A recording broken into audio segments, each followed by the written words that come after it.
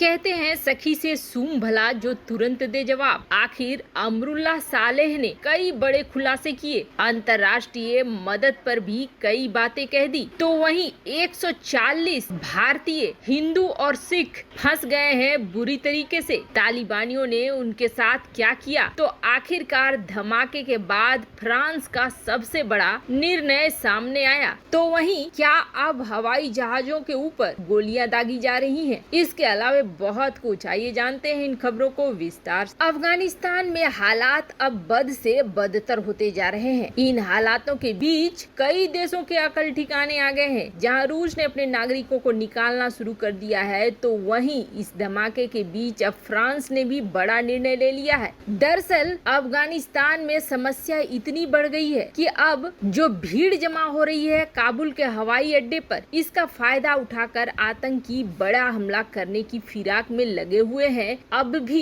इस बीच इटावली रक्षा बल के एक सूत्र के अनुसार काबुल से जब इटली की सैन्य विमान उड़ रही थी तब उस पर गोलियां चलाई गई। विमान को हवाई अड्डे से निकासी के समय ये घटना हुई। अब हालात ये हो गए हैं कि जो भी लड़ाकू विमान वहां से उड़ रहे हैं वो भारी मात्रा में फ्लेयर्स गिराते हुए उड़ रहे हैं, ताकि किसी मिसाइल डिफेंस सिस्टम का, किसी मिसाइल का निशाना न बन जाए। मतलब एक पूरी उथल पुथल मच गई है अफगानिस्तान में। इन सब के बीच में अब फ्रांस ने बड़ा फैसला लिया है। हालांकि फ्रांस को ये फैसला बहुत पहले ले लेना चाहिए था, क्योंकि फ्रांस, भारत ऐसे देश हैं जो कभी भी इन कट्टरपंथियों के दोस्त नहीं हो सकते हैं, या फिर कभी भी ये कट्टरपंथी ऐसे देशों के साथ सही सलूक नहीं कर सकते हैं। धमाके के बाद अब फ्रांस ने भी निर्णय लिया है कि फ्रांस अपने राजदूतों को वहां से निकालेगा। अफगानिस्तान में फ्रांस के राजदूत नहीं रहेंगे। अगर उन्हें काम भी करना होगा अफगानिस्तान के लिए तो फ्रांस से ही करेंगे, पेरिस से ही करेंगे। तो वहीं दूसरी तरफ आखिर वही हुआ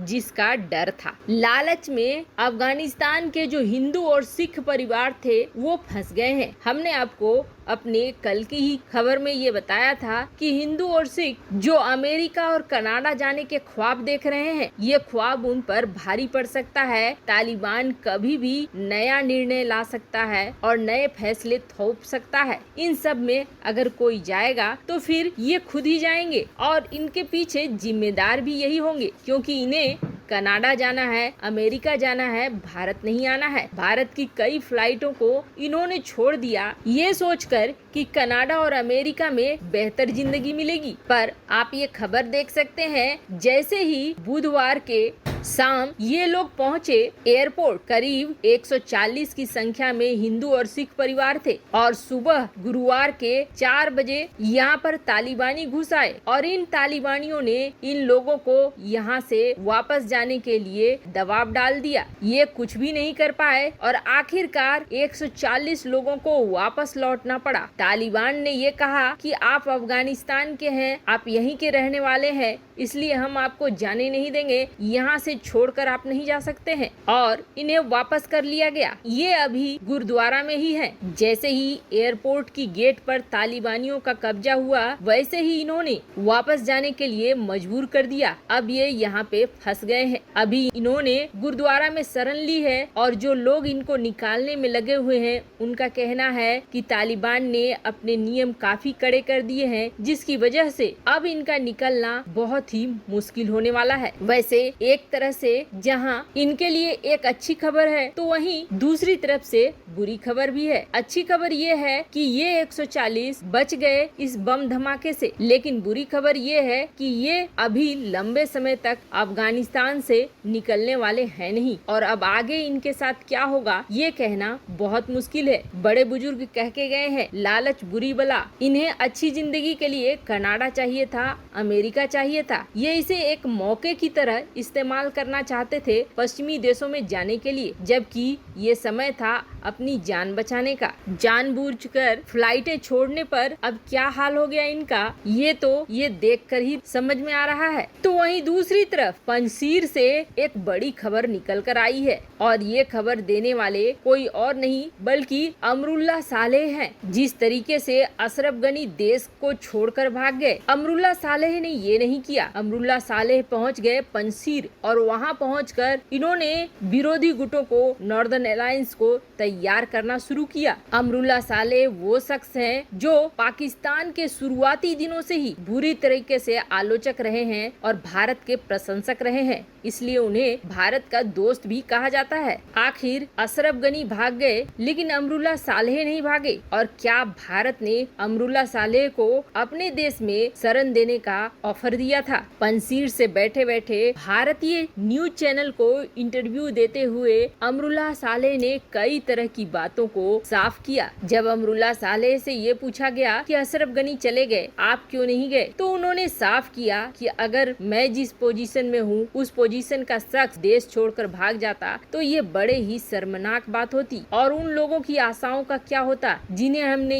ये बताया है कि अपनी देश की मिट्टी के लिए मरना सीखो। अपनी देश की रक्षा करना सबसे बड़ा धर्म है। सालों साल हमने अपने लोगों को यही समझाया कि अपने देश की रक्षा करना सबसे बड़ी चीज है और यही करना है। जब पूरा देश हम लोगों पे भरोसा कर रहा था तब हम सिर्फ अपनी जान बचाकर भागते तो ये हमारे लिए भी शर्मनाक था और ये अफगानियों के लिए भी दिल तोड़ने वाला था। इसलिए मैं उस अपमान और शर्म का हिस्सा नहीं बनना चाहता था। उन्होंने कहा कि मैं भले इस वक्त पंजशीर में हूँ जो तालिबानियों के चंगुल से मुक्त है, आजाद है, लेकिन मैं समझता हूँ परेशानियाँ उन लोगों की जो अफगानी हैं और तालिबान के नियंत्रण में हैं, उनके दुखों को समझता हूँ। और बड़ा खुलासा करते हुए अमरुल्ला सालेह ने कहा कि मुझे मित्र देशों ने ये कहा था कि हम अपनी चार्टर प्लेन भेज रहे हैं, आप वहाँ से निकल जाओ, लेकिन मैंने मना कर दिया था। अगर अशरफ गनी भी यहाँ रहते तो ज्यादा से ज्यादा क्या होता, तालिबानी उन्हें पकड़कर जेल में डाल देते, लोग समर्थन में आते, अंतर्राष्ट्रीय मीडिया समर्थन में आती, उनके यहाँ रहने से फायदा होता, उनके जाने से कोई फायदा नहीं हुआ। राष्ट्रपति अशरफ गनी ने मुश्किलों के दौर में अपने देश को छोड़ दिया जो कि अफगानिस्तान के इतिहास में बड़ा ही काला अध्याय होगा। लोग जो पॉजिटिव सोचा करते थे अशरफ गनी के बारे में वो सब कुछ खत्म हो गया है। अमरुल्ला सालेह ने कहा कि जब वक्त आया तब अशरफ गनी ने वो बलिदान नहीं दिखलाया अपने देश के लिए। और इन सब के बीच में जब ये उनसे ये पूछा गया कि क्या अशरफ गनी ने विश्वासघात किया, तब बड़ा ही इमोशनल आंसर दिया अमरुल्ला सालेह ने। अमरुल्ला सालेह ने कहा कि हम लड़ते रहे आतंकियों से, लेकिन अंतर्राष्ट्रीय जगत ने हमारे साथ विश्वासघात किया। कोई भी देश अपनी बात पर खरा नहीं उतरा। अमेरिका ने तालिबान के साथ संधि कर ली दोहा में और ये डील अफगानियों के पीठ पे छुरा घोंपने जैसा था। आज भी अंतर्राष्ट्रीय समुदाय हमारी मदद के लिए नहीं आ रहा है। वैसे आपको क्या लगता है, अमरुल्ला सालेह जो कह रहे हैं वो सही कह रहे हैं? कमेंट कर अपनी राय जरूर बताएं। जल्द मिलते हैं अगले वीडियो में नई खबर के साथ।